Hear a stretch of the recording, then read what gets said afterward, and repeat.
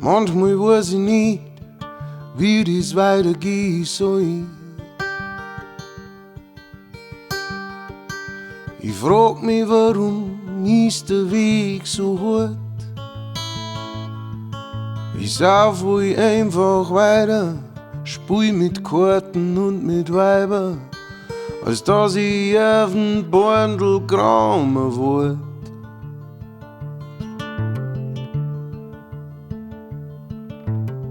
Ich hab einmal eine Mutter gehabt, ja und einen Vater auch. Mit'm Gürtel hat er's geschlagen, so fest und hart. Sie hat gesagt, nimm du das Bürscherl, ich schlag mich durch allein, als dass ich auf den Bordel graumer wollt.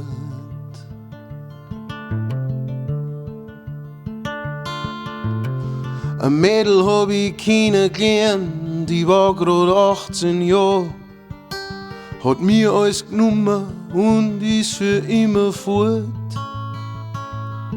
Ich hab gesoffen zum Vergessen, mich im nächsten Zug reingesessen, weil ich nicht auf den Bordel graumer wollt.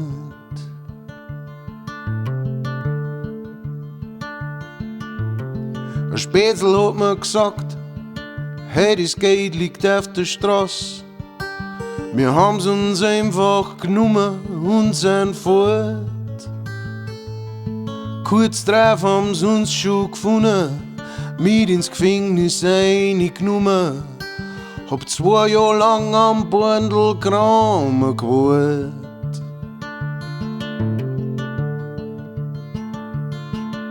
Seitdem ich wieder draußen bin, hab ich einen neuen Freund. Der klaut nicht und der hält immer sein Wort. Sein Name ist Heroin, nur er ist mir noch blind.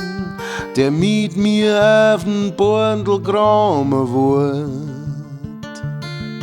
Der mit mir auf den Bordel graumer wollt. Vielen Dank, ihr Lieben, fürs Zuhören. Das war Waiting Around to Die von Townes Van Zandt in meiner bayerischen Version. Ich hoffe, dass es euch gefallen hat. Wenn es euch gefallen hat, vergesst nicht, dass ihr auf den Like-Button draufhaut. Und wer den Kanal noch nicht abonniert hat, abonnieren, Dankeschön. Gern auch teilen und so weiter. Wer mich anderweitig unterstützen möchte, schaut einfach in die Links. Da gibt es ein Patreon und einen digitalen Kleingeldhut und so viel mehr. Vielen Dank für die Aufmerksamkeit und pfiat euch.